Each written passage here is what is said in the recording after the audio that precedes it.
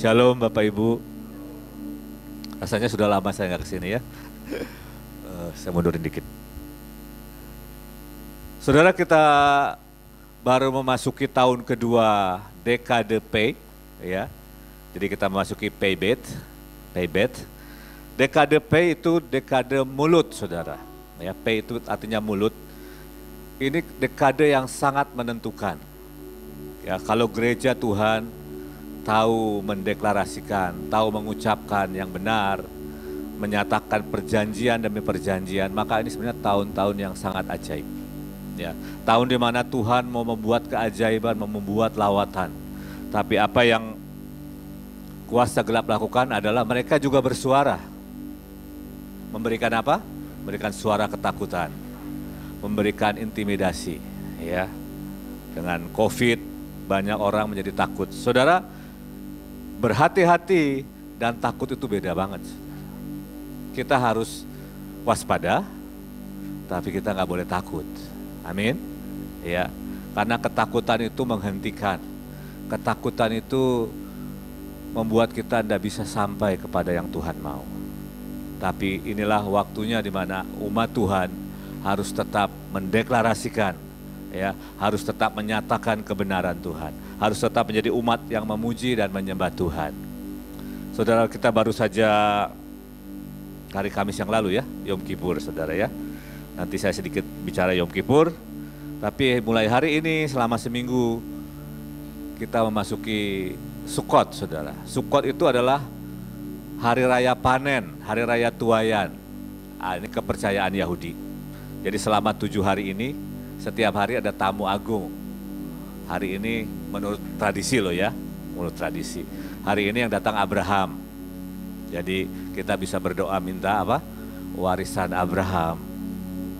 Kita bisa mulai dengan tuntunan Roh Kudus mengambil tuayan-tuayan yang selama setahun kita tabur mungkin masih tercecer belum diambil. Kita mau ngambil juga buat tahun 5782. Amin. Nah, besok ada siapa? Ishak. Ini menurut tradisi. Kemudian Yakub. Kemudian Musa. Kemudian Harun. Kemudian Yusuf. Kemudian Daud. Saudara, kenapa sih kita tidak ikut Yudaisme ya? Tidak, saudara. Tapi kita percaya ada satu bangsa yang mana Tuhan itu ciptakan kebudayaan mereka. Ya. Dan dari situ ada bayangan-bayangan yang kita bisa ambil prinsip-prinsipnya. Nah, biar bagaimanapun ini adalah hari rayanya Tuhan. Nah, kita tahu contohnya Yom Kippur, Yom Kippur itu hari raya pendamaian.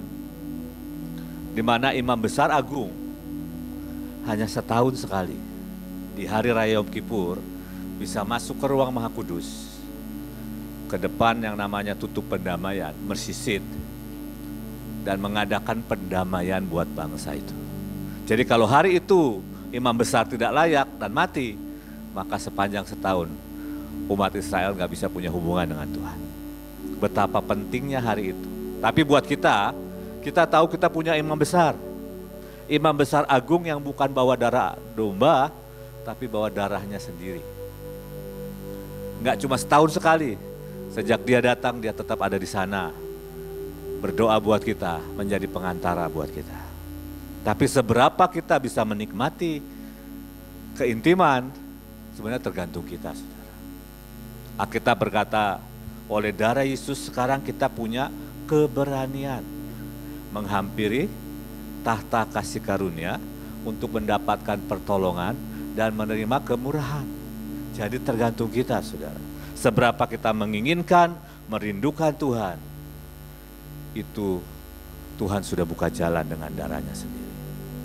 Jadi Yom Kippur ini hari yang sangat penting. Tapi buat saya intinya begini Bapak Ibu.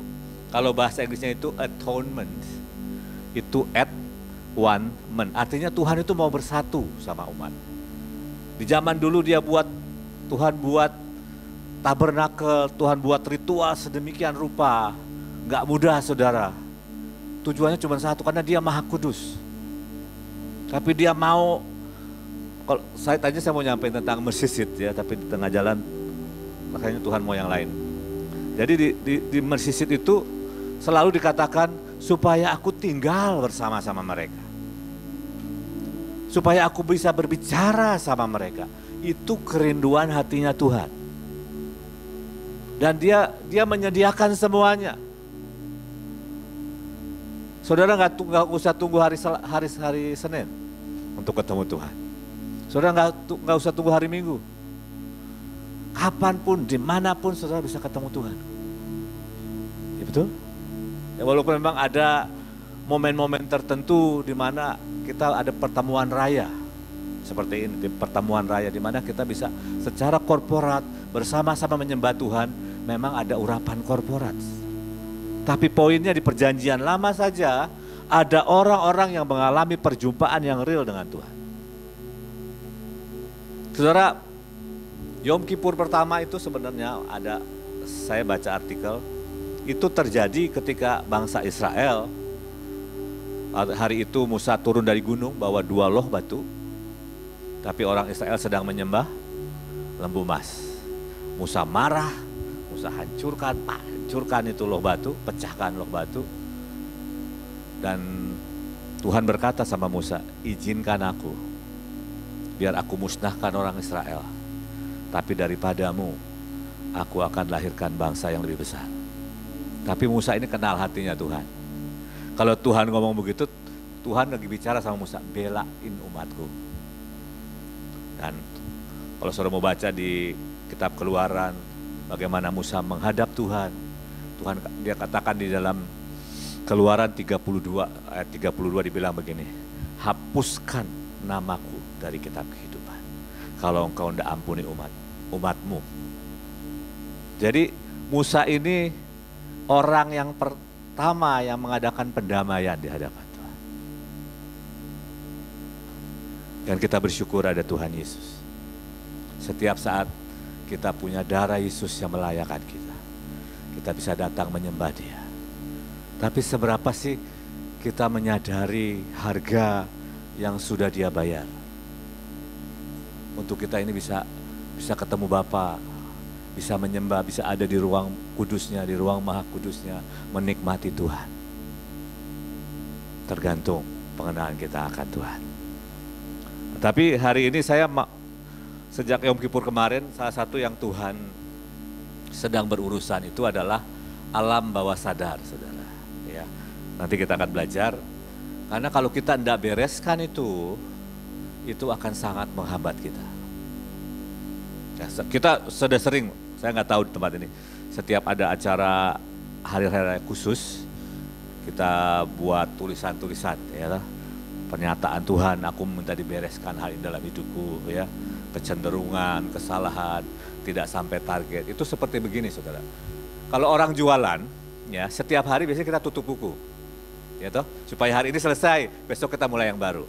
Nanti akhir tahun Pak Iskandar pasti tutup buku, keuntungan berapa, kerugian berapa, ya, tutup supaya tahun depan buat budget tahun depan. Nah, Yom Kippur itu seperti itu, saudara. Tuhan itu mau buat pemutihan sama kita. Mana yang kamu nggak sampai? Supaya apa? Supaya iblis nggak bisa nuntut. Kita sudah bereskan di hadapan Tuhan, aku gagal di sini, aku tidak sampai di sini. Tapi ada satu hal yang menarik, selama seminggu kemarin itu saya merenungkan Tuhan. Ini semua sudah saya naikkan terus menerus, apalagi sih? Saya dalam hidup saya itu saya merasa ada sebuah bayangan, ya, ada kegelapan, kecemaran sebenarnya yang seringkali menghantui saya. Gitu. Saya mau sebersih apapun, udah cuci darah Yesus, mungkin nggak nonton TV, nggak baca news, bacanya Alkitab, merenungkan firman. Tapi saya tahu seringkali ada bayangan kecemaran, tahu ya, yang nyelinap. Saya berdoa sama Tuhan, Tuhan, ini apa sih Tuhan? Rasanya sudah sepanjang hidup saya ini ngikutin terus. Dan pagi itu sebelum kami mengadakan ibadah khusus Yom Kippur, tiba-tiba saya bermimpi. Saya naik ke sebuah gunung, di depan saya ada 2 wanita naik gunung, ya. Namanya itu menurut saya profetis lah, gitu ya. Nah, naik ke atas gunung, tiba-tiba ada pohon cukup besar, tinggi lah ya, pohon cukup tinggi, nggak besar, tinggi mungkin sepelukan orang gitu. Dan saya lihat pohon itu tuh warnanya putih, kayak dicat putih gitu, Tapi seperti ada tulisan. Dan saya ngerti bahwa saya nggak tahu di mana pendahulu saya itu pernah buat perjanjian demi perjanjian. Dan saya bilang, oke Tuhan, ini satu hal yang saya harus benar-benar bereskan. Jadi saya tulis, saya cabut semua pohon perjanjian yang pernah dibuat oleh nenek moyang saya. Pohon perjanjian yang nggak benar tentunya ya. Cabut, dan saya benar-benar merasakan dampaknya. Kalau kita ngerti hitungannya, kalau kita lakukan dengan sungguh-sungguh, itu sangat-sangat berdampak sekali. Saya bisa rasakan kalau sekarang ibadah itu benar-benar kayak bersih sekali, seperti di jiwa saya ini, di alam bawah sadar saya ada yang dicabut gitu. Nah, coba kita malam hari ini ikuti ya, pelan-pelan, semoga saya bisa menyampaikannya, supaya saudara ngerti dan saudara bisa menikmati karya agung Tuhan Yesus dalam hidup kita. Kita bisa menikmati keselamatan dan semua manfaatnya dalam hidup kita. Seharusnya orang Kristen adalah orang-orang yang paling menikmati. Bukan berarti nggak ada ujian, nggak ada tantangan, bukan berarti di dalam segala keadaan kita adalah orang-orang yang paling bersyukur. Demos Syakarian, pendiri Full Gospel Ministry berkata, orang Kristen adalah the most happiest people on earth. Orang yang paling berbahagia di dunia. Tapi kenyataannya seringkali kita ketemu orang-orang Kristen yang jatuh bangun, ya, utang sana sini, nipu sana sini, ya betul ya. Jadi nggak ada bedanya sama orang dunia. Ini masalah, saudara. Mari kita lanjutkan, next slide. Ya, dikatakan di dalam 1 Tesalonika 5 ayat 23, ya, manusia adalah makhluk roh. Saudara itu makhluk roh, mempunyai jiwa, tapi tinggal di dalam tubuh. Ayatnya berkata begini, semoga Allah damai sejahtera menguduskan kamu seluruhnya, dan semoga apa? Roh, jiwa, dan tubuhmu terpelihara sempurna dengan tak bercacat pada kedatangan Yesus Kristus Tuhan kita. Saya mau kita mengerti bahwa saudara dan saya ini ada roh, jiwa, dan tubuh. Nah, saya tanya, apa saudara bisa lihat roh saya? Mungkin kalau orang punya mata rohani yang terbuka mungkin bisa lihat, ya. Tapi secara umum kan nggak bisa lihat roh saya. Yang saudara lihat adalah tubuh saya, ya. Rambutnya nggak terlalu lebat, ya toh. Pakai kacamata, ini tubuh nih, ya. Agak hitam kulitnya, ada kumisnya, itu tubuh yang saudara lihat. Saudara bisa lihat jiwa saya? Mungkin kalau saya lagi marah, wah itu jiwanya lagi marah. Atau saya lagi nyanyi bersuka cita, sudah akan lihat dia lagi bersuka, dia lagi senang, sudah sedang lihat jiwa saya. Tapi roh, seringkali orang nggak lihat, betul ya? Tapi kita harus mengerti bahwa yang terutama dari hidup kita adalah makhluk roh. Kalau kita nggak ngerti ini seringkali yang membuat kita bingung. Contohnya yang membuat kita bingung begini. Pernah baca di suratan Yohanes berkata begini. Orang yang di dalam Kristus punya benih ilahi dan dia tidak berbuat dosa lagi. Pernah baca? Lah saya masih buat dosa kok Pak, ya. Kalau ditampar orang nggak dikasih pipi kanan, ya kasih kaki kanan kita, saudara. Betul ya? Apanya yang nggak buat dosa, saudara? Rohnya. Ketika kita lahir baru, Yesus berkata yang lama sudah, yang baru sudah. Kenyataannya waktu saudara lahir baru, ya kalau punya utang tetap punya utang. Kalau bodoh ya tetap bodoh. Karena yang baru adalah rohnya. Bisa ngerti? Roh saudara baru. Mungkin berdampak sedikit di jiwa dan di tubuh. Hari itu sukacitanya luar biasa begitu bertobat. Maunya nyanyi, maunya ke gereja, betul ya? Maunya baca Alkitab. Tapi kalau kita nggak bereskan di jiwa kita, lama-lama redup. Sebab itu kita perlu mengerti. Roh, jiwa, tubuh ini bisa saudara pegang, punya 5 panca indera ya. Jiwa ini pikiran, perasaan, itu bicara personality, kepribadian kita. Tapi roh itu bagian terdalam hidup kita. Nah, siapa yang menyembah Tuhan harus menyembah di dalam roh. Nah kalau kita nggak kenal roh kita seperti apa, maka banyak orang Kristen bingung. Nah, kita akan belajar ya, singkat saja. Nah, Yesus berkata, next slide ya. Yesus berkata, apa yang dilahirkan dari daging adalah daging. Kita semua dilahirkan dari daging. Nah, tapi dan apa yang dilahirkan dari roh adalah roh. Artinya tidak ada kontak langsung antara daging dengan roh. Di tengah-tengahnya ada jiwa. Ada jembatan jiwa. Nah, saya kasih perumpamaan begini. Saya sering ke provinsi, ada satu daerah itu jembatannya tuh rusak, saudara. Kadang-kadang cuma tinggal beberapa kayu, mobil nggak bisa lewat. Ya, tinggal jalan kaki sampai sana lagi, mobil ditinggal. Nah, seringkali ada orang jiwanya rusak, yang dari roh ini nggak bisa ngalir ke tubuh, nggak bisa termanifestasi karena jembatannya rusak. Ada yang jembatannya lubang-lubang, mobil jalan pelan-pelan. Kadang-kadang cuma ada 2 kayu doang, harus hati-hati diarahkan. Nggak bisa lancar sampai dibuat renovasi, sampai diperbaiki nih jembatan. Nah, seringkali kita ini dalam hidup kita ngalamin trauma, ya, mengalami penolakan mungkin waktu kecil. Dan kita kalau nggak bereskan ini, maka yang dari roh, yang sehebat apapun roh kita, yang dilahirkan dari benih yang tidak fana, yang punya pengurapan yang dahsyat, nggak akan ngalir. Nanti saya kasih beberapa contoh ya. Nah, inilah masalah besar dalam kehidupan kekristenan.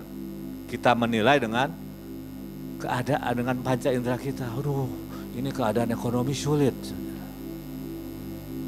Di mana-mana PPKM. Itu kenyataan yang kita lihat. Dan kalau hidup kita dikuasai oleh itu, kita nggak bisa menikmati sumber daya yang besar di roh kita. Yang Yesus berkata, dari dalam hatinya akan mengalir apa, saudara? Aliran air hidup. Nggak bisa ngalir kalau nggak ada jembatannya, nggak ada pipanya. Mungkin netes dikit-dikit. Sedangkan serbuan dari luar, hoax dan sebagainya, berita dan sebagainya, itu membuat banyak orang ketakutan. Padahal Alkitab berkata roh yang di dalam kamu lebih besar dari semua roh yang ada di dalam dunia ini. Tapi kenyataannya banyak orang takut. Bisa mulai nangkap, ada yang salah ini dengan jiwa saya. Kita menilai dengan panca indera saja. Menilai berdasarkan kenyataan sesuatu yang kita lihat. Apa bedanya kenyataan dengan kebenaran? Kenyataannya orang ini sakit, misalnya ada seorang sakit. Kebenarannya apa, saudara? Oleh bilulu Yesus sudah sembuhkan. Tapi kalau nggak percaya, nggak ada aliran kesembuhan. Saudara. Apa yang harus kita lakukan? Inilah yang harus kita lakukan ya. Next slide. Nah, janganlah kamu menjadi serupa dengan dunia ini. Selama ini kita hidup di dunia dan kita sudah terbiasa hidup dengan pola dunia. Tetapi berubahlah, metamorfo. Lahir kata metamorfosa. Dari ulat-ulat jadi kepompong dulu, Pak. Kepompong dulu, jangan lupa. Berapa hari kepompong? Ibu dokter tahu biasanya. Kepompong berapa hari? Nggak tahu, nanti baca lagi ya. Macam-macam, betul. Minimal yang saya pernah baca ada yang 21 hari. Dan kalau dia melewati masa kepompong, baru lahir kupu-kupu. Ya. Oleh pembaharuan, renovasi pikiran, ya, di sini akal budi. Sehingga kamu dapat membedakan manakah kehendak Allah. Apa yang baik, yang berkenan kepada Allah, dan yang sempurna. Artinya, tanpa kita diubahkan pikiran kita, sesuai dengan firman Tuhan, kita nggak bisa bedain. Mana nih kehendak Allah yang baik, yang berkenan, dan yang sempurna. Bisa nangkap? Jadi betapa pentingnya kita mengubah pikiran kita. Contoh, saya ini hidup dulu waktu kecil sangat susah, saudara. Karena ayah saya jatuh usahanya, dan kami hidup karena seringkali dapat makanan dari orang lain, dapat baju bekas dari orang lain, dapat sepatu bekas dari orang lain. Ya. Seringkali saya harus berkebun, hasil kebun dijual, jual koran, jual botol, dan segitulah seperti itu. Dan tanpa sadar itu menanamkan sebuah mental melarat, bukan cuma miskin dalam hidup saya. Nah, satu hari saya sudah pelayanan, sudah sangat diberkati Tuhan. Saya ini pengen beli buah anggur, saudara. Saya ke toko buah dan saya keliling situ. Saya lihat, oh sini anggur bagus nih. Saya bisa beli dengan uang saya.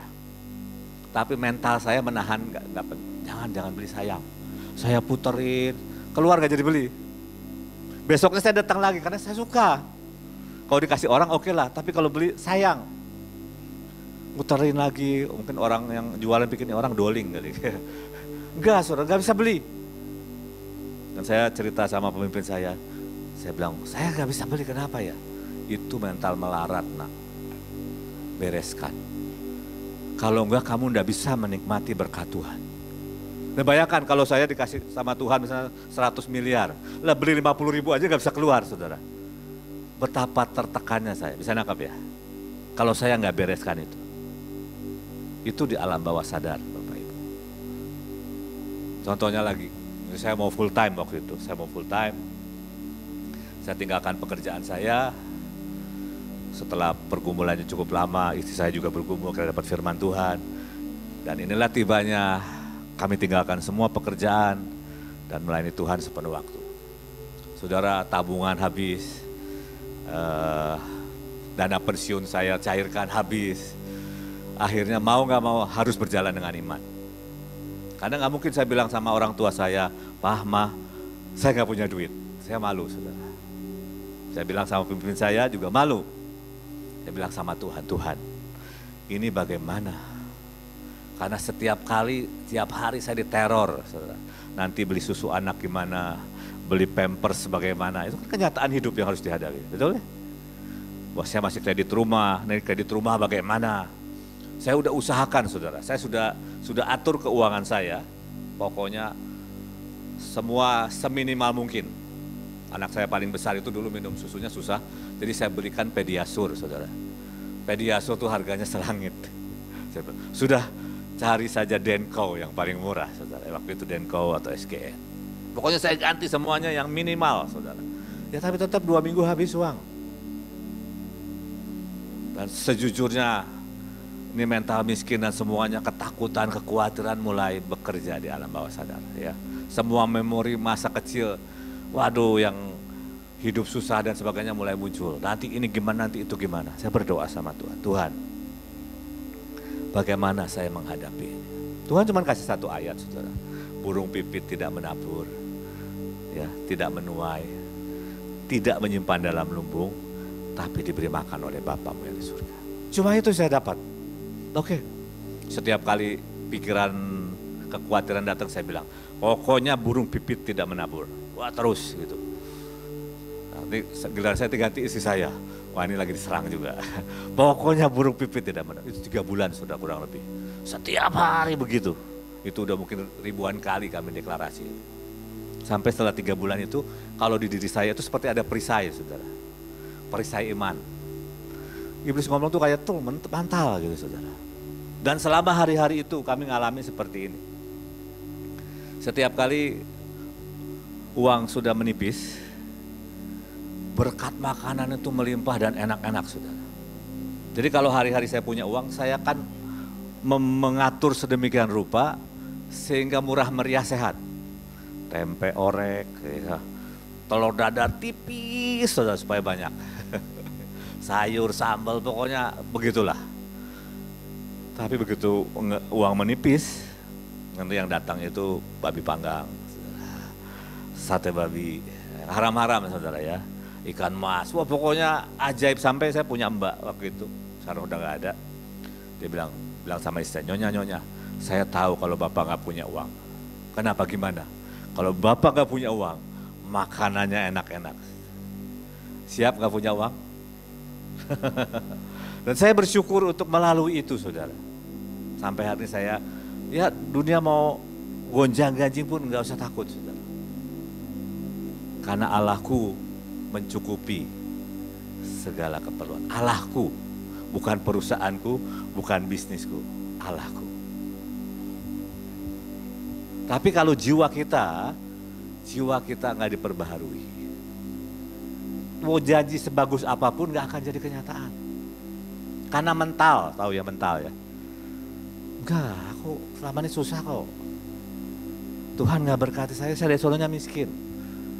Bisa nangkap? Ini yang perlu diberesin. Nanti kita belajar bagaimana cara membereskannya ya. Nah, ketika pikiran kita diperbaharui sesuai dengan firman Tuhan, kita percaya firman Tuhan, maka jiwa kita ini selaras dengan roh ciptaan baru. Ini akan ngalir dan kita mengalami manifestasi. Satu lagi yang menurut saya itu di hidup saya itu sangat mengerikan sekali. Saya ini sekarang saya bisa nyala-nyala, semangat bergairah. Selesai, saya berhenti dan sangat dingin. Saya nggak peduli sama orang, saya nggak rasa Tuhan, saya nggak pengen apa-apa. Saya bisa begitu, saudara. Wah, udah didoain macam-macam, tumpang tangan, ya, bahasa roh dan sebagainya. Dan saya ini berdoa, Tuhan, ini di mana masalahnya? Saya ingat satu hari berdoa sama seorang hamba Tuhan. Dan hamba Tuhan itu tiba-tiba bilang begini, ketika engkau dalam kandungan ibumu, ayahmu ini sedang sibuk dengan wanita lain. Dan ibumu sangat sedih, pengen mati rasanya, gak mau hidup lagi. Dan siapa yang tahu saudara kondisi itu, kecuali Tuhan singkapkan. Dan saya lagi dalam kandungan, saudara. Sehingga lahirlah anak yang tidak pengen mati, hidup segan mati tak mau. Ya, itu saya dulu. Ya, dingin, saudara. Dan ketemu orang malu. Gak jarang bersuara. Saya bilang, Tuhan mesti gimana? Saya bersyukur dari tahun ke tahun terus diproses. Menurut saya sudah banyak sembuh di jiwa saya. Ini proses. Ya. Nanti kita akan belajar lebih dalam ya. Nah, sehingga kalau jiwa kita, seberapa jiwa kita ini diperbaharui dengan firman Tuhan, kita akan menikmati sejauh itu semua manfaat yang Tuhan berikan. Semua, Yesus katakan, kalau kamu percaya kepadaku, kamu akan melakukan yang aku lakukan, bahkan yang lebih besar dari itu. Itu pasti terjadi, karena roh saudara itu ciptaan baru, dahsyat seperti Yesus. Tapi kalau di jiwanya rusak, gak percaya, gak dibenahi, gak bisa. Saudara. Mungkin contohnya begini, kalau seseorang dalam kondisi terdesak atau kepepet, dia akan fokus berdoa dan sungguh-sungguh bergumul. Dan tiba-tiba ngalamin yang ajaib, betul gak? Tapi setelah itu balik lagi. Karena waktu itu aja tiba-tiba jiwanya mungkin gini, jembatan darurat dibuat, saudara. Bisa dilewatin. Setelah itu rusak lagi. Karena namanya jembatan darurat. Kecuali seperti katanya berkata anak Koisis itu berkati renovasi. Direnovasi nih jembatannya. Jiwanya, pikirannya, perasaannya, kehendaknya direnovasi, sesuaikan dengan firman Tuhan. Saya ini bulan-bulan yang lalu tuh pernah membuat keputusan begini, Tuhan, saya mau menetapkan hati saya mau belajar. Apapun kondisinya, apapun, saya mau bersyukur, saya mau bersuka cita, saya mau berdoa selalu. Saya tetapkan, ngomong selalu sama jiwa saya, pokoknya engkau bersyukur apapun, karena semua mendatangkan kebaikan. Saya ngomongin jiwa saya. Dan saya melihat kondisi apapun tidak terlalu berpengaruh sama saya. Saya tetapkan karena sesuai dengan firman Tuhan berkata bersyukurlah senantiasa. Betul? bersukacitalah senantiasa. Berdoalah dalam segala keadaan. Jadi sebenarnya kalau kita izinkan firman Tuhan betul-betul mengubah hidup kita, kita itulah orang yang paling menikmati.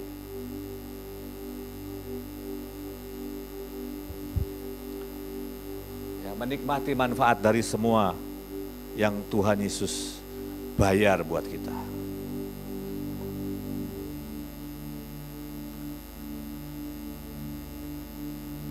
Next.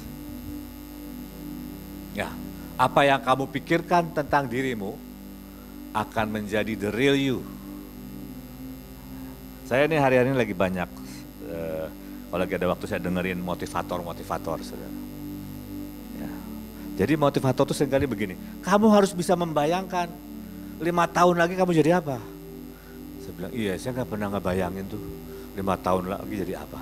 Kalau kamu bisa bayangkan 5 tahun lagi kamu jadi miliarder katanya, atau bilioner, kamu akan jadi bilioner. Ya, Alkitab bilang ya, sama seperti orang berpikir dalam dirinya, demikianlah dia. Nah sekarang saya tanya, saudara berpikir apa tentang diri saudara? Saya mulai berpikir, oh iya, saya ini pilar kerajaan, saya harus pilar kerajaan, saudara, menopang, menentukan keadaan, betul gak? Saya mulai ubah cara berpikir saya memandang tentang diri saya. Makanya saudara harus dengarkan nubuatan atau firman Tuhan yang disampaikan. Dan ambil dan renungkan. Jadikan itu, masukkan itu ke alam bawah sadar saudara. Kadang-kadang saudara harus membayangkan itu, mengimajinasikan itu. Ini yang menurut saya kurang dari banyak anak Tuhan. Kita ini kebanyakan apa ya, reasoning, apa itu reasoning? Pakai otak kita untuk menganalisa. Kita kurang membayangkan. Contohnya nih, bilangan 13 ayat 33. Ini 12 pengintai ya. 2 orang yang kita berkata karena lain jiwa yang ada dalam dirinya. Kaleb sama Yosua tuh jiwanya lain. Bukan lain jiwa ya. Beda saudara. Jiwanya berbeda sama sakit jiwa itu beda saudara. Ini jiwanya berbeda. Karena dikatakan mereka mengikuti aku dengan segenap hati. Nah, sedangkan 10 lain bilang begini, juga kami apa? Kami lihat. Di sana orang-orang raksasa, oke, itu kenyataan. Orang enak yang berasal dari orang raksasa. Nah ini masalahnya. Dan kami melihat apa? Diri kami seperti belalang. Sedangkan 2 orang ini bilang tidak, kami akan mengalahkan mereka. Sama-sama lihat orang enak. Sama-sama lihat COVID. Ada yang takut, ada yang berkata, bilu-bilu Yesus lebih dahsyat dari itu. Roh yang di dalamku lebih besar. Bukan berarti kita sembrono, enggak saudara. Waspada dengan takut itu berbeda. Bisa nangkap? Siapa engkau lihat diri saudara? Apakah engkau anak Tuhan yang kekasih? Apakah engkau lebih dari pemenang?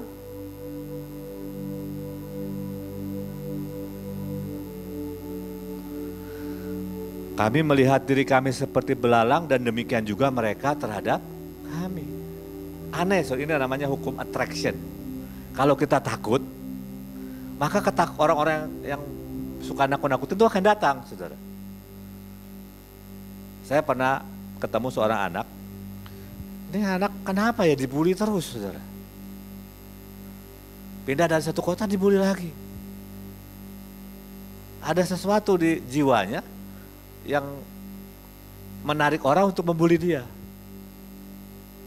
Saudara tahu nggak, ketakutan itu ada baunya. Kalau kita takut itu ketahuan, kelihatan. Saudara. Ada gelombang, ada radiasi. Jadi kalau kita takut, roh ketakutan itu akan kita undang. Tapi kalau kita berani, dia yang takut. Ini ada radiasi beda nih. Ya, jadi saudara harus benahi jiwa saudara. Dengan firman, dengan bahasa roh. dengan pengakuan. Nah, kita lihat sekarang contoh alam otak kita ya, ada namanya alam sadar. Alam sadar ini menguasai 5-10% kehidupan kita. Bayangkan 5-10% aja yang dikuasai alam bawah sadar. Contoh ya, dikatakan begini, ini adalah pikiran, analisa, rencana, memori singkat. Ya, paling gampang bicara memori singkat. Mungkin besok saudara masih ingat nih khotbah saya hari ini. Sebulan depan belum tentu. Betul? Karena memori singkat. Nanti itu pindah ke alam bawah sadar mungkin. Jadi bayangkan di alam bawah sadar kita ini, dari kita dalam kandungan sampai hari ini. Macam-macam. Ada begitu banyak, ada luka kah, ada tertolak dan sebagainya. Itu yang memberikan respon otomatis dalam hidup kita. Makanya orang yang suka marah cuma kadang-kadang, kenapa jadi aku marah ya? Nggak masuk akal aku harus marah, tapi aku marah. Mungkin dia tertolak waktu kecil, itu menjadi program otomatis dalam alam bawah sadar. Ini sampai saya cerita ya, kalau saudara ingat, catat, oh ini nih saya nih. Ya. Nanti terakhir kita akan doa sama-sama. Ya. Catat saudara, oh iya. Mungkin Tuhan ingatkan masa kecil saya seperti ini. Nah, tetapi alam bawah sadar ini menguasai 90-90% respon kita. Nah, jadi alam bawah sadar adalah bagian pikiran yang tidak sepenuhnya disadari oleh seseorang, tetapi mempengaruhi perbuatan dan perasaan orang tersebut. Contoh ya, saya ini saudara di tengah keramaian, dulu ini ngomong dulu, seringkali tiba-tiba ada rasa kesepian mencengkam di diri saya. Gak tahu, di tengah rawa lagi ketawa-ketawa tapi ada sepi gitu. Nah itu salah satunya di kandungan tadi. Yang mengerikan adalah begini, ini sampai saya udah melayani di TSOA, saya tuh takut sendirian saudara. Jadi dulu kalau retreat itu kalau misalnya WC-nya di luar kan gelap ya, saya sejujurnya takut saudara. Nah waktu TSOA itu di Ungaran itu ada satu ruangan katanya itu kamar Elisa namanya. Di situ seringkali banyak penampakan. Wow, saya udah takut saudara. Bulu kuduk tiba-tiba merinding. Udah pasang audio Bible, udah urapi, tetap gak bisa tidur saudara. Tahu gak kenapa? Sebabnya kenapa? Kurang lebih dulu saya itu tinggal tidurnya sendirian. Kamar saya itu loteng atas itu dari kamera itu ke belakang. Itu kamar saya, sendirian tidurnya. Dan seringkali saya itu tidur mimpinya ketemu pocong, tengkorak, ular panjang gitu. Dan saya bisa keringetan saudara. Dan saya nggak tahu bagaimana menolak itu. Dan saya baru ngerti bahwa setelah kenal peperangan rohani tahu bahwa saya kan paranormal saudara. Jadi ya atmosfernya kayak begitu. Itu jadi sini. Satu hari saya lagi duduk di rumah saya sendirian. Kok tiba-tiba kayak ada yang liatin, takut. Sebenarnya ini nggak benar. Saya tanya lagi sama Tuhan, Tuhan, ini mesti gimana? Tiba-tiba Tuhan tuh bilang begini, bukan bilang, Luki begini enggak. Ingat firman, untungnya saya ini suka firman Tuhan. 2 Timotius 1 ayat yang ke-7. Tuhan tidak berikan kepadamu roh ketakutan. Jadi ketakutan itu roh saudara. Tapi Tuhan berikan kepadamu roh kuasa, kasih, dan ketertiban. Jadi saya bilang, Luki, itu roh ketakutan. Usir. Engkau tidak punya roh ketakutan, engkau punya roh kuasa, kasih, dan itu saya omongin terus. Bayangkan, saya ini punya salah satu destiny saya adalah seringkali dinubuatkan. Kamu akan dipakai oleh Tuhan untuk membangkitkan orang mati. Amin gak saudara? Amin. Masalahnya, saya lihat orang mati takut. Kan repot saudara, bagaimana saya bisa sampai destiny saya? Orang lihat orang mati aja mah takut. Oma saya meninggal, saya gak mau lihat. Saya harus beresin, saya bilang ngomongin. Dan saya berkata, itu cuma mayat. Saya berani ya pegangin, doain. Saudara, kalau kita gak bereskan kecenderungan, kelemahan, trauma, memori masa lalu, kita bisa tidak sampai kepada destiny. Bisa nangkap saudara. Ini penting untuk dibereskan. Ya, di sini dikatakan memori yang lama mungkin yang menyedihkan. Coba ambil waktu, Tuhan mari singkap. Bukan untuk mengasihi diri sendiri, bukan. Tapi untuk kita membereskan itu. Supaya kita nggak tinggal di situ lagi, nggak merespon dengan kondisi seperti itu. Nggak perlu juga menyalahkan orang lain. Kadang-kadang orang yang menyakiti kita udah lupa, saudara. Kita aja yang masih ada di sana. Ya, ada watak, ada orang yang pemarah, kesinggung dikit langsung sumbu pendek nyamber gitu ya. Coba berurusan. Saya ingat satu hari baca buku Smith Wigglesworth. Dia itu kalau istrinya telat masak atau masakannya nggak sesuai, dia ambil tuh piring, dia banting, saudara. Bayangin suami kayak begitu, hamba Tuhan. Tiba-tiba Roh Kudus tempelak dia, ini nggak benar. Ya berdoa seharian hanya untuk beresin kemarahan. Sejak hari itu nggak pernah lagi marah. Jadi harus berurusan, deal. Apapun, kita punya jawaban. Yesus itu jawaban. Firman Tuhan itu jawaban, ada solusinya. Ya. Gambar diri, ya. Self image itu gambar diri. Ada orang-orang kan yang pemalu, saudara. Termasuk saya ini. Saya tuh waktu saya mahasiswa, saya ngomong di depan cermin. Engkau berharga di mata Tuhan. Engkau disayang Tuhan. Itu kan Alkitabiah. Saya omongin setiap hari. Kenapa kamu harus malu? Yesus mencintaimu, tebus dengan darah yang mahal. Sampai saya bisa ngomong ke sama saudara seperti ini. Kalau enggak saya begini. Jangan harap saya berdiri di sini. Kalau gambar diri nggak dibenahi, kita nggak akan sampai kepada semua potensi yang Tuhan berikan. Saya lagi membereskan satu lagi nih, saudara. Saya yakin ada yang lagi. Ayah saya, kakek saya itu pedagang ulung, saudara. Pernah dagang apa? Saudara sebut dah, mau kelontong, mau kain, mau ikan asin, mau bahan bangunan, mau plastik, mau perkebunan, pernah jual semua. Dan berhasil. Tapi saya begitu ngomong dagang, ngomong bisnis, mental block. Kenapa? Ada waktu kecil saya udah berkata, pokoknya sudah aku gak mau dagang lagi. Itu mesti diberesin, saudara. Saya belum benar-benar deal. Bukan berarti saya harus jadi pedagang, enggak. Tapi ini salah satu yang ngeblok dalam hidup saya. Ya. Kemudian kebiasaan yang buruk, kebiasaan yang bagus ya, jangan dihilangkan. Yang buruk, tidur santai. Ya. Orang Indonesia kan seneng kongkow, bukan kongkow nggak dosa, tapi kalau kerjaan dari pagi sampai sore kongkow, ya, nggak ada hasilnya. Kongkow kan bahasa kerennya lobby, ya. Kalau lobby kan menghasilkan.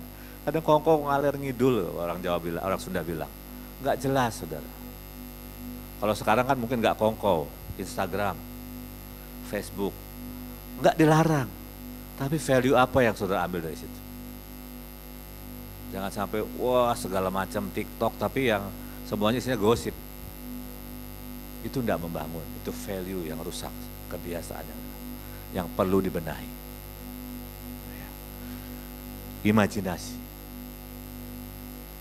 Imajinasi itu sangat penting. Coba pakai imajinasi kita ini untuk yang baik. Renungkan firman dengan imajinasi. Bayangkan ketika Tuhan dengan Musa membelah laut. Bayangkan Yesus berjalan di atas air. Itu akan membangun iman. Ya. Trauma saya sudah cerita tadi, masa kecil sudah cerita. Intuisi ini begini, belajarlah untuk penuh perhatian. Ini saya perlu belajar.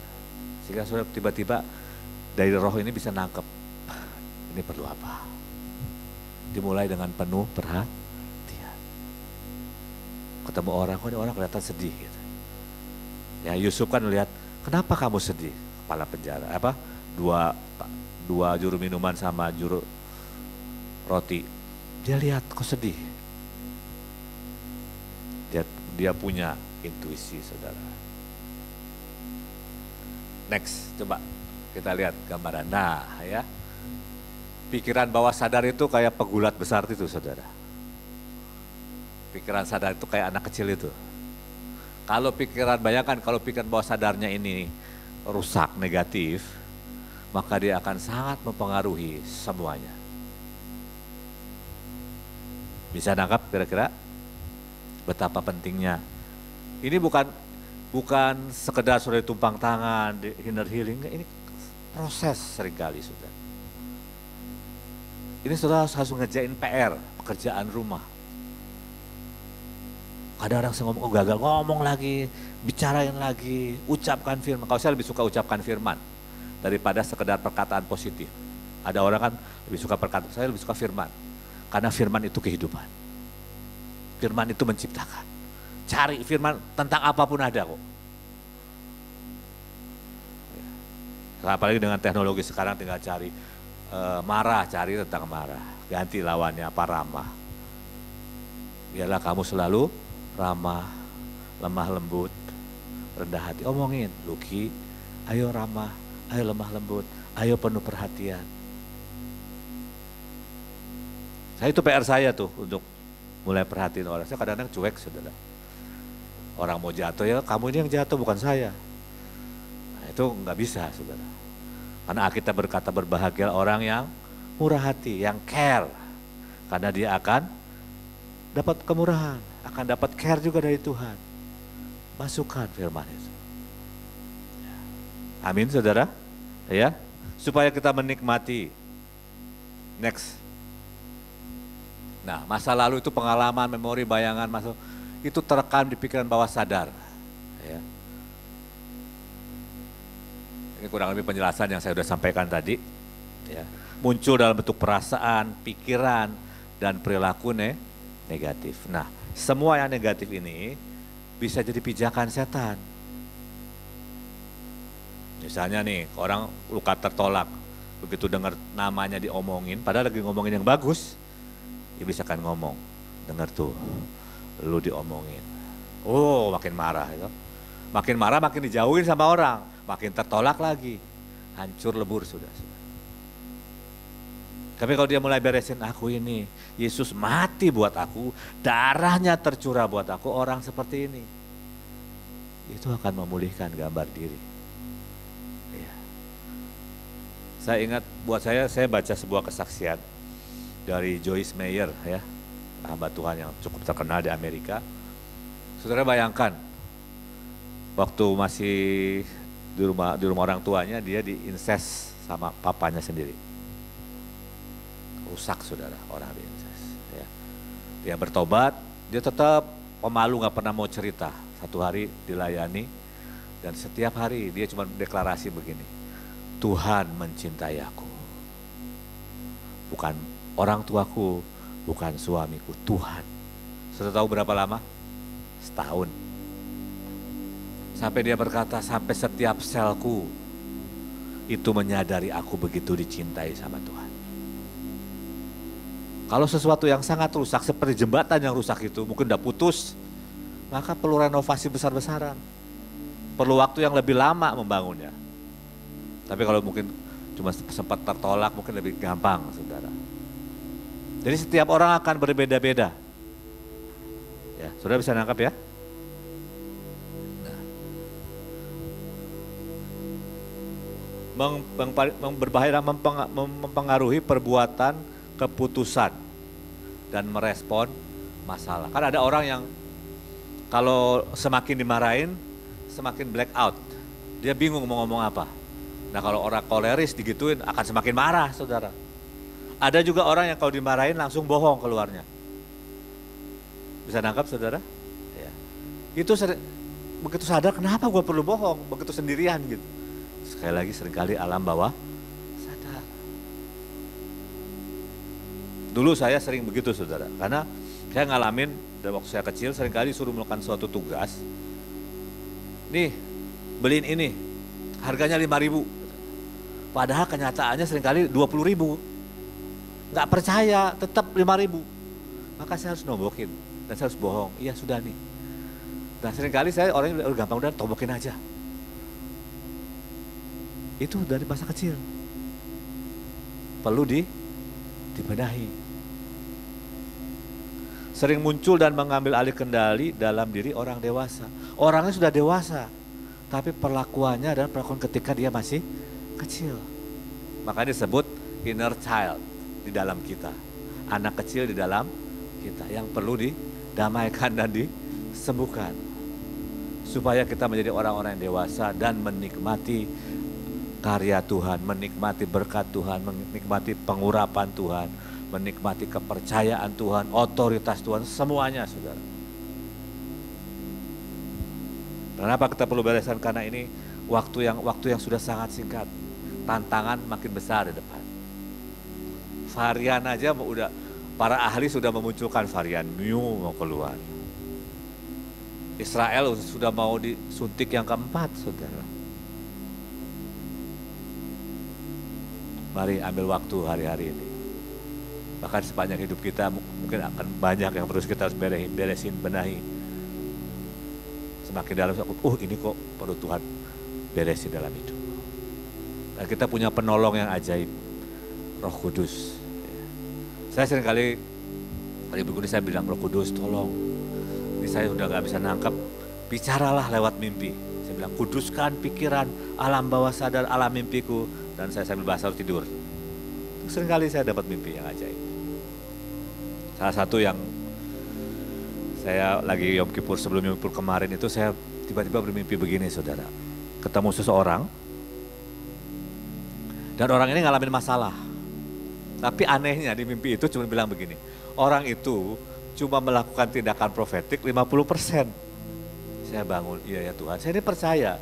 Tapi saya nggak benar-benar ya melakukannya gitu. Saya kalau lihat ke tempat teman saya yang di Kalimantan itu ya, wow rumahnya itu penuh dengan nama-nama Tuhan. Nggak harus begitu sih, nggak harus. Cuma buat saya ada yang perlu saya benahi tentang tindakan profetik.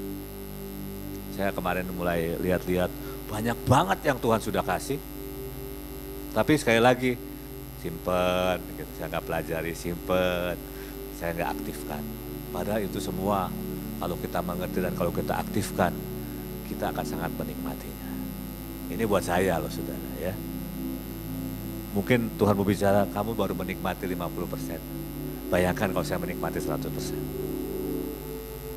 Begitu banyak kekayaan yang Tuhan berikan. Karena salah satu kegerakan yang Tuhan berikan kepada Bahtera adalah tindakan profetik. Bukan sekedar terima tapi nggak ngerti. Bukan. Mengerti, menerima, melakukan, maka kita akan menikmati. Ya, next. Nah, ini mental blocks. Jadi ada gambar kuda. Sebenarnya ini talinya nggak kenceng, saudara. Bahkan kalau dia tarik aja lepas. Tapi kenapa dia tetap diam di tempat? Karena selama ini dilatih dengan tiang yang keras, diikat dengan kencang. Dia coba tarik sampai sakit, sampai berdarah mungkin. Bertahun-tahun, dan itu jadi mental block. Jadi cukup digantelin gitu aja dia nggak akan bergerak. Nah seringkali dalam hidup kita ada mental block karena pengalaman masa lalu. Yang kita perlu beresin, hadapi. Contoh.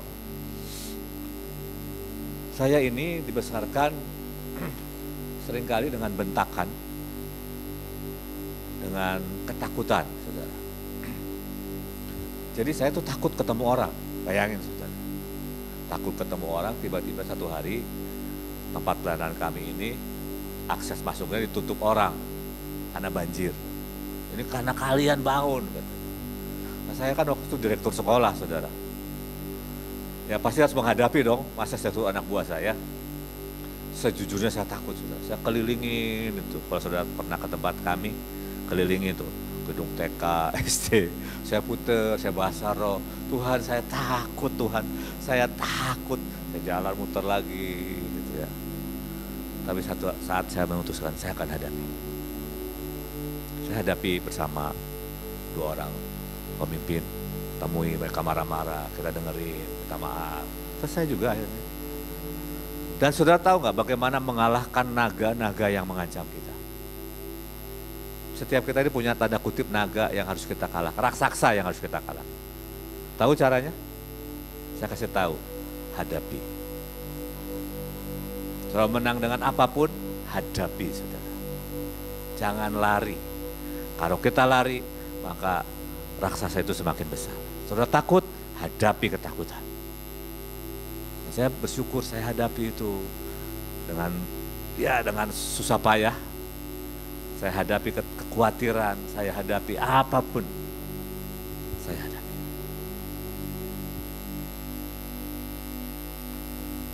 Ini contoh trauma dan luka ya. Contoh aja. Tidak dihargai ya. Disakiti, dibohongi, dikhianati. Dibanding-bandingkan, ini yang sederhana. Anak-anak kan sering dibandingkan. Enggak, kamu gak kayak kakakmu. Kakakmu hebat. Sakit hati atau dipukul, ditinggal mati atau ditinggal pergi. Kami banyak ngalamin anak-anak di kami ini, ada yang ditinggal bapaknya nggak tahu kemana, ada yang ditinggal suami nggak tahu kemana, saudara. Ya, ada yang bapaknya main pukul, dan itu merusak gambar diri dan merusak hubungan dengan Bapa Surgawi. Tapi sekali lagi, apapun yang dialami, kalau kita hadapkan dengan Tuhan, kita bisa mengalami kesembuhan dan pemulihan. Ya, dipermalukan, dilecehkan, dibully, dimaki-maki, orang tua berkelahi, orang tua bercerai, ya, miskin. Nah, miskin juga bisa jadi trauma, bisa jadi lecutan, saudara. Ya, tergantung respon kita. Disuruh minta-minta, tidak naik kelas, suami atau istri selingkuh, gitu, dan tidak menafkahi, tidak punya anak, dan banyak bisa jadi trauma kok. Tapi saya percaya segala sesuatu mendatangkan kebaikan bagi orang yang mencintai Tuhan. Kalau kita mau bereskan, kita mau datang sama Tuhan, Tuhan, aku mau ini beres dalam hidupku. Aku mau ini dibenahi dalam hidupku.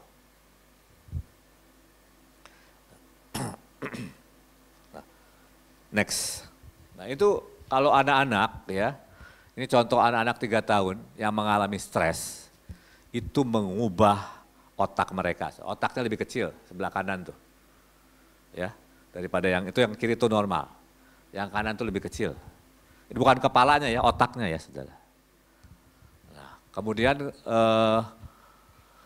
yang sebelah kanan itu gambar otak yang sehat, dan yang kanan ini, yang sebelah sana, itu gambar otak yang mengalami aniaya. Jadi ada bagian-bagian di dalam otaknya itu yang hilang. Bisa kalau sudah dewasa mengakibatkan penyakit kronis dan keterbelakangan mental. Jadi saya pernah lihat di YouTube ada seorang dokter, kalau nggak salah namanya Daniel. Dia lihat 3.000 scan otak. Jadi otak yang pemarah, otak yang stres, semuanya beda, saudara. Semakin negatif itu semakin rusak. Tapi yang ajaib, otak kita ini bisa berkembang, saudara. Bisa sembuh. Bahkan orang yang udah diambil otaknya setengah pun tetap bisa berkembang. Perlu dilatih itu, dilatih dengan ajaib. Dan saya percaya salah satunya adalah kita menghadapi dengan firman Tuhan. Nah, kita akan belajar itu lebih dalam, bagaimana cara menghadapinya. Oke, next. Saudara, kita harus mengambil keputusan untuk sembuh dan berubah, sebenarnya bukan berbuah ya, tapi berbuah juga bagus. Berubah, ambil keputusan, pokoknya saya nggak mau takut lagi. Saya mau berubah menjadi orang yang berani. Saya nggak mau minder lagi. Saudara harus ambil keputusan. Seperti saya bilang, saya mau ambil keputusan, saya mau bersyukur senantiasa. Apapun yang dihadapi. Karena saya tahu tidak ada yang kebetulan dalam hidup saya. Ya, dan kemudian mengingat kembali apa yang terjadi. Bukan untuk tinggal di sana, tapi untuk membereskan. Saya ingat lagi masa kecil saya. Aduh, itu rupanya yang membuat saya ketakutan. Contoh, saya teringat tiba-tiba kisah ini. Waktu saya kuliah, saya punya teman baik, saudara. Nah, teman baik ini, teman baik banget. Kita nggak pernah ribut. Satu hari dia diangkat jadi worship leader. Nah, maaf orang Batak ya, suaranya bagus, saudara. Kalau suara saya ya kurang bagus, saudara. Tiba-tiba mulai hari itu saya tidak suka sama dia. Saya mulai bilang, Tuhan, ini tidak benar ini, dia nggak buat salah apa-apa dengan saya. Kenapa saya nggak suka sama dia? Saya mulai menjauh sama dia. Tapi untungnya saya tuh berdoa sama Tuhan, Tuhan tunjukkan kenapa. Dan tiba-tiba saya bermimpi, di hati saya itu penuh dengan duri, saudara. Semak duri. Nah rupanya saya tanya Tuhan, itu adalah ketika engkau kecil, engkau sering dibanding-bandingkan dengan saudaramu. Kamu gak seperti saudaramu, hebat, pinter. Jadi lihat orang berhasil itu saya marah. Saya berurusan dengan, saya cabut dan saya berkata, kamu harus bersyukur kalau saudaramu dipakai, kalau saudaramu berhasil. Dan sejak itu saya bisa beres sama orang itu. Gak bisa nangkap ya? Oke. Nah, apa yang menjadi trauma? Beresin. Bawa hadirat Tuhan, ini menyakitkan tapi aku mau sembuh, aku mau beres. Biarkan aku melihat dari caramu melihat. Ya. Ingatan masa kecil, memori-memori yang menyakitkan. Kalau enggak ada ya puji Tuhan. Ya. Kemarin lagi hari apa itu bikin khotbah ya. Membandingkan saya dengan kakak saya. Ceritanya begini, kalau saudara lihat kakak saya memang wajahnya beda. Dia putih dan sangat made in China, saudara ya. Benar-benar amoy lah gitu, saudara. Tapi bukan itu yang penting adalah dia ini selalu ketawa, ceria gitu saudara. Jadi udah banyak cerita, kalau ketemu orang pasti orang lebih suka ngomong sama dia daripada sama saya. Jadi kami 4 saudara ini, yang besar, dia nomor 2, nomor 3, nomor 4, itu semuanya pendiam. Karena kami waktu kecil ini semua luka, cuma dia ini paling disayang sama papa saya, sama opa-oma gitu. Jadi masa kecilnya bahagia. Itu aja berdampak sampai hari ini. Tapi di dalam Tuhan kita adalah ciptaan yang baru. Ya, saudara bisa ciptakan baru, saudara orang yang dicintai Tuhan. Saudara yang punya pengharapan. Saudara orang yang punya masa depan, saudara. Saudara orang yang diukir di tangannya Tuhan. Mulai cari saudara. Cari alasan untuk saudara bersyukur di firman Tuhan. Ya, ada blank spot di alam bawah sadar, tiba-tiba nggak ingat apa yang terjadi di masa kecil. Sejujurnya saya cerita sama kakak saya, aku tuh nggak inget loh, kenapa saya dititipin sama tante saya. Sampai waktu tante saya menikah, saya bilang itu mama saya kok kawin dan pergi sama suaminya tentunya ya. Saya nggak tahu loh saudara, nggak ada ingatan sama sekali. Masa kecil itu cuma sedikit yang saya ingat. Ya mungkin itu kasih karunia Tuhan. Nah yang penting adalah minta cara pandang Tuhan. Saya suka waktu Ibu cerita, satu hari Tuhan bilang, kenapa kamu harus mengalami pelecehan? Satu sisi adalah karena memang ada garis yang dulu karena orang tua yang melakukan pelecehan, tapi di sisi lain supaya kamu bisa berdoa untuk orang yang mengalami yang sama. Itu kan cara pandang yang berubah dari mental korban menjadi bagaimana aku bisa memberkati orang lain. Pakai segala sesuatu yang negatif yang pernah kita alami, dipulihkan menjadi senjata kebenaran. Saya salah satu yang Tuhan pakai adalah untuk membawa pemulihan hati Bapak. Karena saya tahu artinya tidak dicintai Bapak, ditolak sama ayah saya. Dibalikan keadaan itu menjadi saluran berkat. Ya. Temukan kebenaran firman Tuhan. Enggak ada saudara, enggak ada orang yang sempurna, enggak ada. Setiap kita pasti ada hal-hal yang harus dipulihkan. Dan ketika engkau dipulihkan, engkau bisa memulihkan orang lain. Ya, nah next. Cara menghadapinya. Mengampuni diri sendiri. Banyak orang tuh gak mengampuni diri gara-gara aku nih. Sudahlah, udah terjadi ya sudah. Bagaimana kita belajar dari situ. Dan ampuni orang lain. Nah program ulang. Ini yang makan waktu. Menciptakan dan mendeklarasikan sesuai firman dan kehendak Tuhan. Program ulang. Apa bisa saudara takut miskin, karena dulu miskin, cari tentang kelimpahan. Itu banyak banget di Alkitab. Berkat Tuhanlah yang menjadikan kaya, betul? Berilah maka akan diberi suatu takaran yang dipadatkan sampai keluar. Abraham diberkati, kita keturunan Abraham diberkati. Ubah, mentalnya dirubah, mindsetnya dirubah, cara pandangnya dirubah.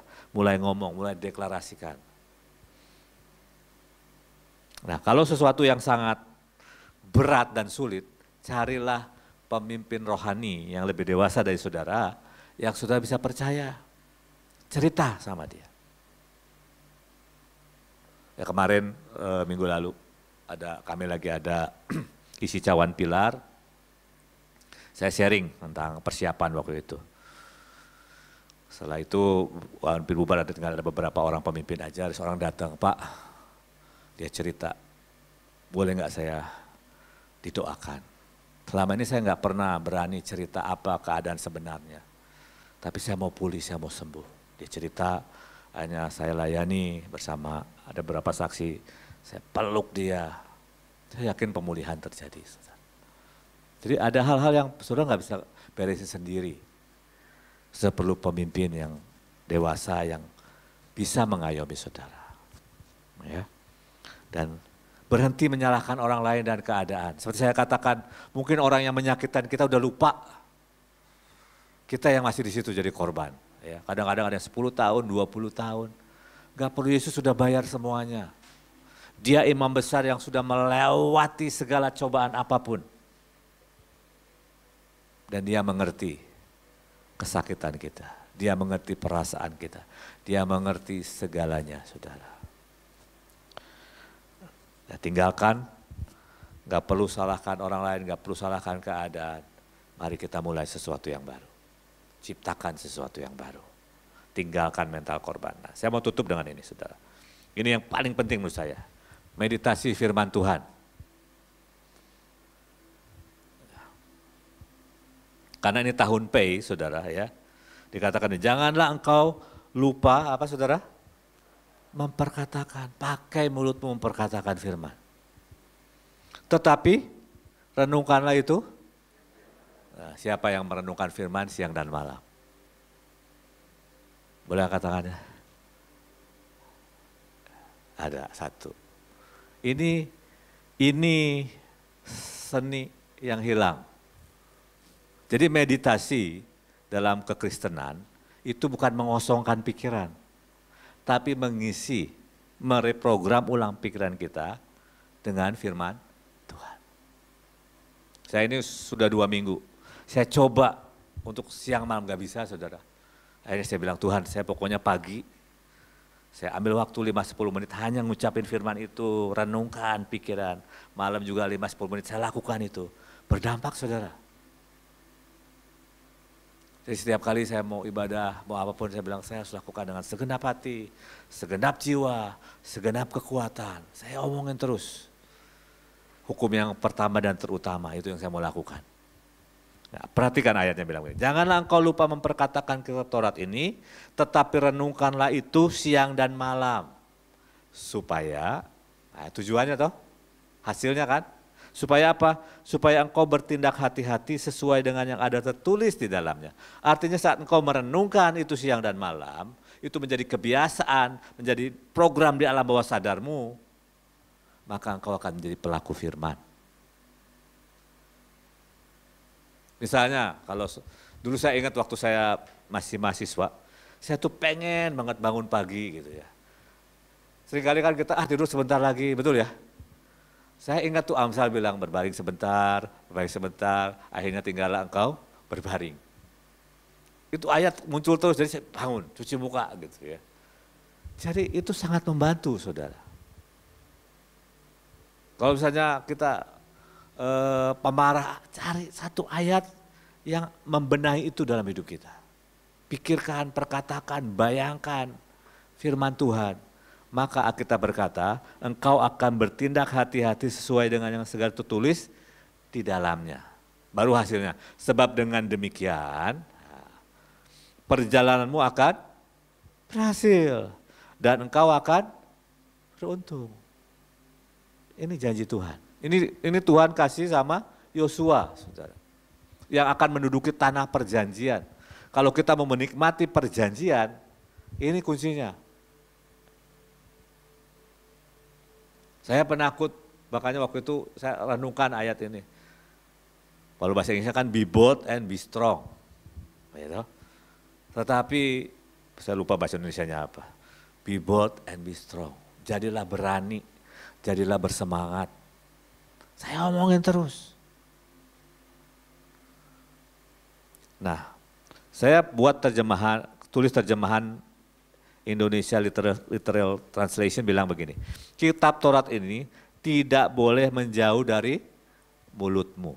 P itu artinya mulut, perintah, firman, bagian, perkataan. Apa yang keluar dari mulutmu? Mati dan hidup dikuasai lidah. Siapa suka mengembangkannya, mengucapkannya, akan memakan hasilnya. Apa yang saudara ucapkan? Tetapi renungkanlah ya, kata engkau harus merenungkannya. Haga itu artinya bergumam, ngomong sama diri sendiri, ya. Memikirkan, mengimajinasikan, berkata-kata, belajar. Kalau perlu belajar, apa artinya, konteksnya apa, mengaum. Ketika engkau lakukan ini, engkau akan jadi pelaku firman di sisi ini. Dan maka ini janji Tuhan, engkau akan berhasil, ya, agar engkau dapat berhati-hati bertindak menurut seluruh apa yang terus di dalamnya. Dengan demikian, engkau dapat membuat jalanmu berhasil. Dan engkau dapat bertindak bijaksana. Saya mau mengajak, mari umat Tuhan. Seminggu aja ambil, satu ayat. Selain saudara punya bacaan rutin. Tapi apa sih yang perlu direprogram dalam dirimu? Apa yang jadi pergumulanmu? Atau apa yang jadi rema hari-hari ini? Ambil. Ambil pagi 5-10 menit. Nanti malam mau tidur baca lagi 5-10 menit. Terus seminggu saudara akan lihat dampaknya luar biasa. Ini yang saya sedang lakukan, sudah hampir sebulan. Next. Ini dari orang yang hatinya seirama dengan hati Tuhan, ya. Namanya Daud.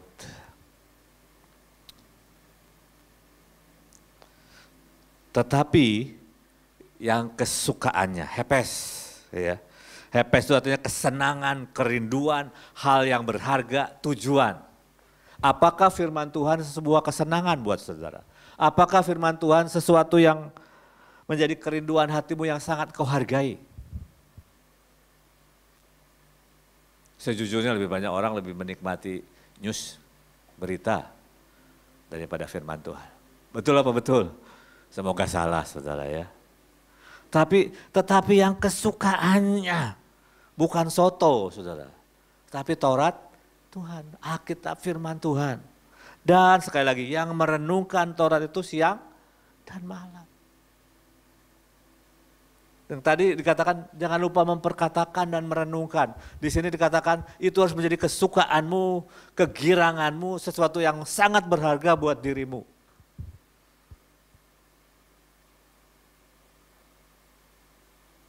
Orang yang paling menghargai ini dulu. Firman Tuhan itu orang China, saudara. Cina bawah tanah tuh. Alkitab dirobek-robek, bukan dirobek itu ya, dibagi-bagi. Mereka hafalkan, tukerin sama temannya, hafalkan lagi. Karena itu barang langka. Kita mungkin punya Alkitab berbagai versi, kitab aja banyak ya. Alkitabnya banyak, tapi belum tentu itu kesukaan. Belum itu sesuatu yang kita hargai. Kita lebih menghargai kalau misalnya cek itu dijagain tuh, bagi cek 1 miliar gitu ya, dijagain betul ya. Betul nggak? Saya juga begitu saudara. Tapi mau nggak kita malam hari ini minta sama Tuhan, Tuhan biarkan Tauratmu itu, firmanmu itu menjadi hepes, menjadi kesukaan, delight bahasa Inggrisnya, kegirangan, sesuatu yang jadi tujuanku, sesuatu yang menjadi aku kejar, aku inginkan. Saya mau menularkan nih, kerinduan ini saudara buat saudara. Dan yang merenungkan Taurat itu siang dan malam, dikatakan begini, ia seperti pohon yang ditanam di tepi aliran air, yang menghasilkan buahnya pada musimnya, dan yang tidak layu daunnya. Apa saja yang diperbuatnya berhasil, saleh, berhasil. Itu artinya mendorong maju, terjadi terobosan, datang dengan perkasa, menjadi baik, menguntungkan, makmur dan sukses. Siapa yang gak mau saudara? Tapi syaratnya kesukaan dan merenungkan. Nah ini menarik ini, yang seperti pohon itu menarik saudara. Kalau saudara bisa bahasa Inggris, bukalah YouTube judulnya How to Detox Your Mind dari Dr. Caroline Leaf. Jadi dia kasih gambaran, orang yang pikirannya negatif itu seperti pohon kering dia bilang. Tapi orang yang pikirannya positif, firman Tuhan, itu seperti pohon hijau, benar-benar kepala kita ini kan penuh jaringan, kayak benar-benar kayak akar pohon gitu, kayak daun akar pohon. Semakin kita berpikir yang benar, semakin kita belajar sesuatu yang baru, otak kita makin berkembang. Bahkan dia mengajarkan belajarlah bahasa, belajarlah musik, belajarlah sesuatu yang baru, karena itu akan membuat otakmu berkembang. Jadi otaknya bukan berkembang dari ukurannya, bukan, tapi di dalam ini neuronnya bertambah saudara, hidup. Dia ini dulu dapat ke dokternya adalah satu hari ada seorang anak karena kecelakaan otaknya rusak. Dan dia buat tesis waktu membuat disertasi bahwa otak manusia itu elastis, bisa berkembang. Dalam ya, ngomong dalamnya ya, bukan otaknya begini, enggak. Kemudian dia bilang ini belum dibuktikan, kalau mau anakmu jadi percobaan. Dari yang harusnya SMP dia masih kelas 5. Nggak tahu treatmentnya bagaimana, saya belum selesai dengarkannya. Tapi dari anak yang harusnya SMP jadi masih kelas 5, dia bukan hanya bisa menyusul, tapi dia menjadi yang the best di kelasnya. Kan, treatmentnya ada dengan firman Tuhan, terus diomongin, dipikirkan, direnungkan. Makanya Daud berkata, aku lebih pandai daripada guru-guruku karena aku merenungkan firman.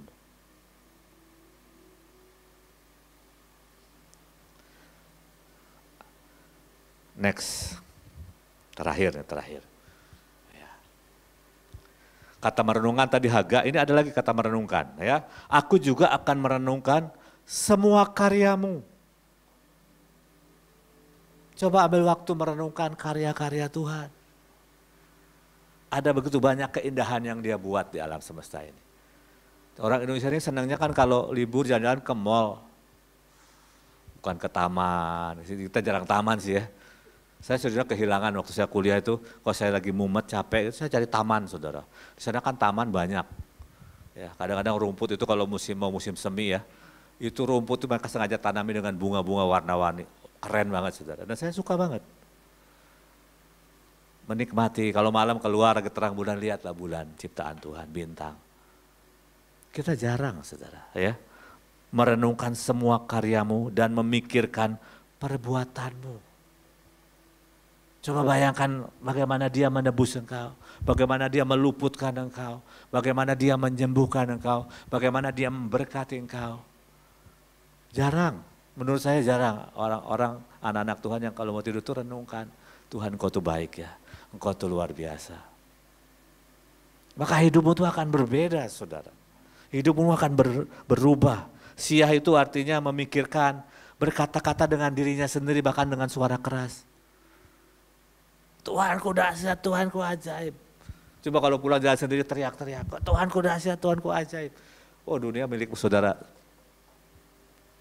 Deklarasi, berbicara keras, meditasi, berdoa. Jadi merenungkan itu bergumam, mempelajari, mengaum, dan berkata-kata kepada diri sendiri. Aku akan melakukan perkara-perkara yang besar seperti yang Yesus lakukan, bahkan yang lebih besar. Kita perlu, saudara. Dunia perlu melihat karya Tuhan Yesus. Dunia perlu melihat keajaiban. Bukan jadi orang Kristen yang takut. Amin. Saya tutup dengan ayat ini, saudara ya. Jadi akhirnya saudara-saudara, semua yang benar, Tuhan ngasih yang buat kita bisa pikirin. Semua yang benar, semua yang mulia, semua yang adil, semua yang suci, semua yang manis, semua yang sedap didengar, semua yang disebut kebajikan dan patut dipuji, pikirkanlah semuanya itu.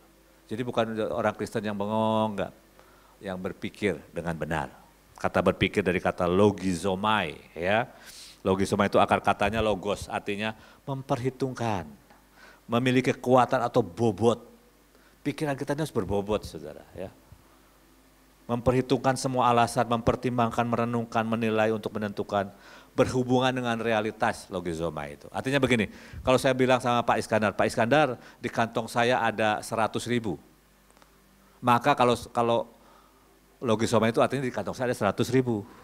Kalau nggak ada maka saya berbohong. Jadi logizoma itu bicara realitas. Pikirkan ini, saudara, sebagai sebuah realitas, semua yang benar. Apa itu semua yang benar? Apa itu semua yang mulia? Apa itu yang adil? Ya firman Tuhan. Bukan berarti saudara nggak belajar sesuatu yang lain. Saudara. Contohnya saya berkata begini tadi. Ketika kita lahir baru, roh kita baru. Ya. Tapi saya harus melatih jiwa saya untuk belajar sesuatu yang baru. Saya belajar berpikir, saya belajar menghitung, saya belajar manajemen, saya belajar leadership. Saya perlu belajar. Tapi malam hari ini saya mau mengajak, mari punya kerinduan, kesukaan untuk merenungkan firman Tuhan. Mari hargai, mari cintai, mari biarkan itu memenuhi hidup kita. Maka kita akan bertindak hati-hati, kita akan mentaati firman, dan upah mentaati firman adalah engkau akan makmur, engkau akan sukses. Makmur itu bukan berarti uangmu banyak, orang bisa uangnya banyak tapi nggak sukses, saudara. Keluarganya bisa berantakan, tidak bisa menikmati hidup. Saya ketemu orang-orang yang punya duit banyak tapi nggak bisa menikmati. Seperti saya tadi kan, mau beli anggur aja nggak bisa. Duitnya banyak nggak bisa beli anggur. Buat apa, saudara? Sekarang apapun bisa saya nikmati. Nikmati. Jadi ciptaan yang baru. Biarkan jiwamu, pikiranmu diperbaharui. Biarkan alam bawah sadarmu, trauma, memori yang menyakitkan, dibenahi, diberesi. Dan sehingga kita bisa menikmati semua yang Yesus sudah sediakan buat kita. Sudah bisa bayangkan kita ini anak raja segala raja yang punya langit dan bumi. Masakan sih dia nggak mencukupi dan menyediakan buat kita semuanya. Sebelum dia menciptakan Adam dan Hawa, dia ciptakan Taman Eden. Ada 4 sungai, ada emas, betul? Ada batu krisopras dan sebagainya, semuanya Tuhan sediakan. Ada buah-buah yang dikatakan sangat menarik. Saya berdoa, saudara menangkap semuanya. Supaya kita menikmati karya agung Tuhan Yesus. Dan kita menjadi berkat kemanapun kita pergi. Amin. Mari kita tundukkan kepala.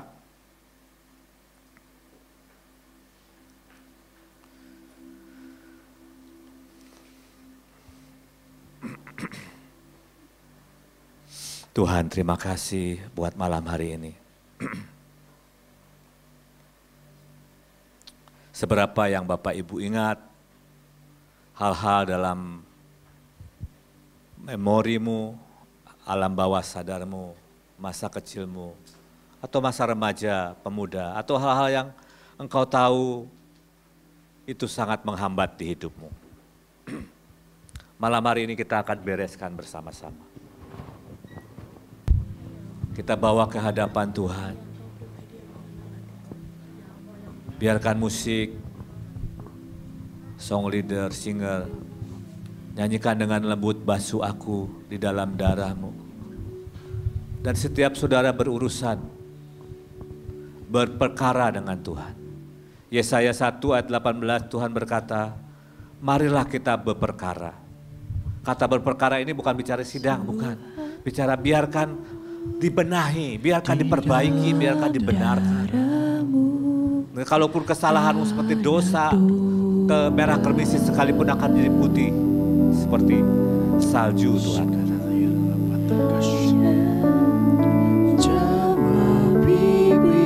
Saudara nggak perlu ikut nyanyi, saudara berurusan dengan Tuhan. Biarkan musik dan penyanyi saja yang bernyanyi, memuji Tuhan. Mari berurusan dengan Tuhan.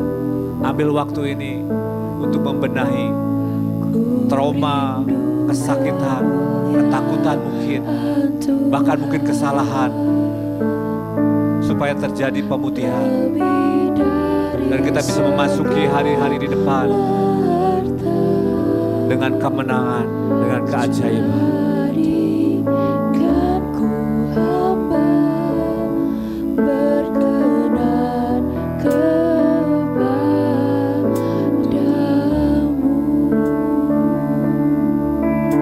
Tuhan, Bapak-Mu bawa anak-anak di tempat ini malam hari ini, bahkan yang streaming sekalipun. Mari berurusan, berperkara dengan Tuhan. Bawa Tuhan. Mungkin kau dibawa masuk kembali, ingat saat masih kecil ada sebuah penolakan. Mungkin kau sakit-sakitan. Mari berkata, Tuhan, aku mau selesai dengan ini. Biarkan ini didamaikan dan biarkan ini diperbaharui, dipulihkan. Dan aku boleh melewati kehidupan masa depan yang lebih baik.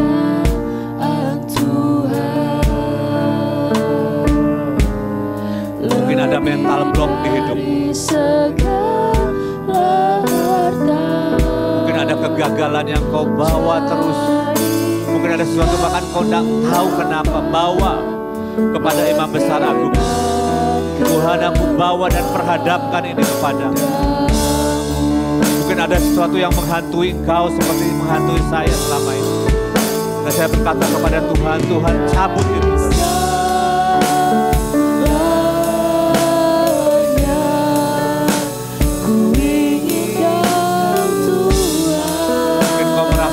Mungkin kau merasa tertolak.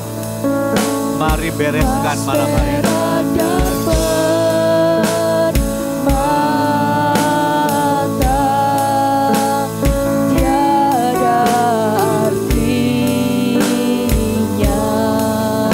Supaya kau bisa mencintai Tuhan. Supaya kau bisa mencapai destiny.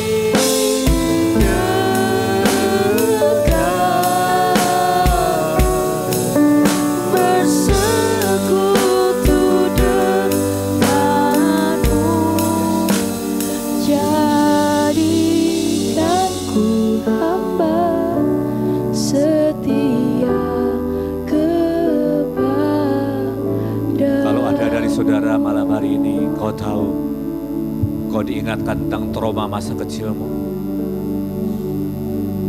Memori-memori yang menyakitkan, kecenderungan, kegagalan demi kegagalan. Mari taruh tanganmu di belakang kepala saudara.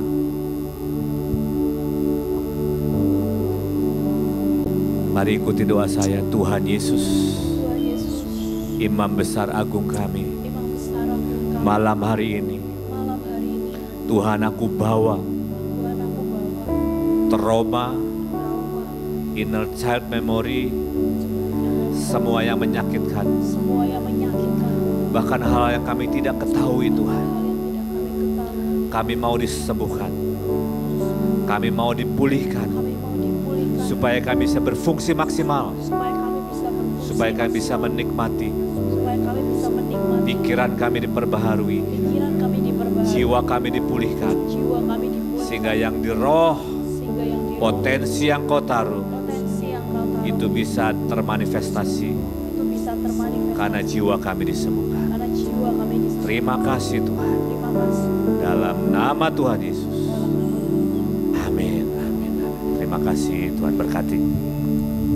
Saya kembalikan.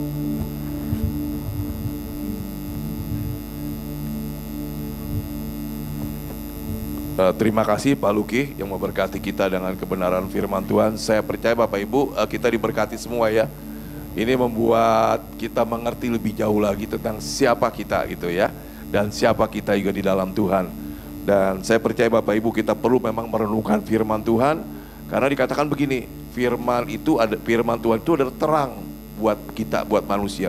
Ya, jadi kalau makin banyak kita baca firman Tuhan, hidup kita makin diterangi, makin ketahuan saudara. Oh ini ada trauma, ini ada yang belum beres. Ya, itu caranya dengan apa? Kita merenungkan firman Tuhan. Jadi Pak Luki tadi menyampaikan bahwa kita mulai belajar ya merenungkan firman Tuhan siang dan malam. Kalau kita benci sama orang aja bisa loh, benar nggak? Bisa kan? Benci sama orang bisa siang dan malam loh, benar nggak?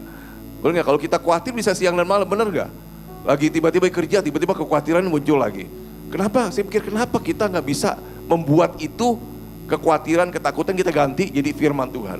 Seharusnya bisa siang dan malam gitu ya. Khawatir aja bisa, benci sama orang aja bisa, masa firman Tuhan nggak bisa? Kita renungkan siang dan malam. Benar nggak Ci? Setuju nggak Ci ya? Iya kan? Ya nggak? Kalau lagi mikirin cari order gitu kan, mikirin siapa lagi, itu aja bisa loh. Ya kenapa kita nggak ganti firman Tuhan? Amin. Terima kasih Pak Luki yang memberkati. Ada beberapa pengumuman yang hendak saya sampaikan. Untuk Senin depan, tanggal 27 April, ya kita akan dilayani oleh Vincent, ya anaknya Pak Petrus Hadi yang tertua, ya. Dia akan menyampaikan kebenaran firman Tuhan. Dia sekolah di Amerika, melayani di Amerika, di Afrika dan sebagaimana dan di mana-mana dan banyak memberkati gereja-gereja. Dan saya percaya dia akan memberkati kita juga di tempat ini. Kemudian doa 24 jam. Ini kok 27 April ya. Ini ada error ini. Ini bagian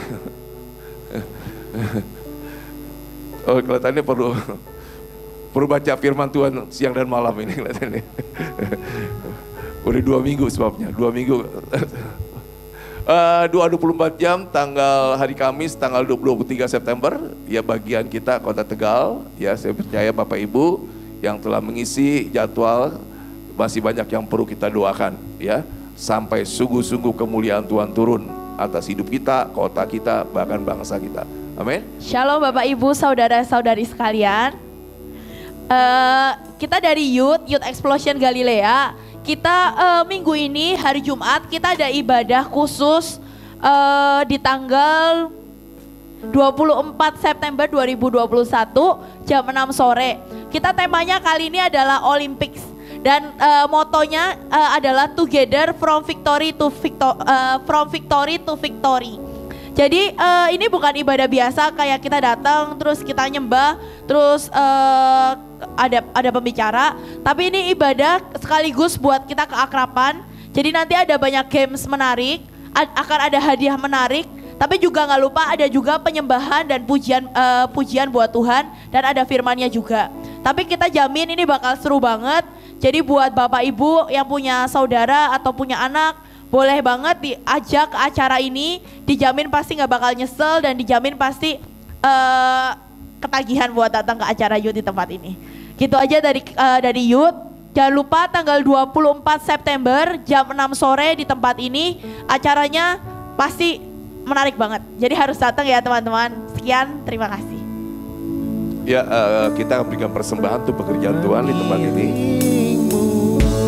Seumur hidupku masuk dalam rencanamu Tuhan, pikiranku, kehendakku, ku serahkan padamu. Harapanku hanya di dalam-Mu, ku kan teguh bersama-Mu Tuhan. Jadikan Yuk kita pamit berdiri, kita akhiri ibadah kita. bejana-Mu Saya akan doa, nanti Pak Luki akan memberkati kita. untuk kemuliaan-Mu, mengiringmu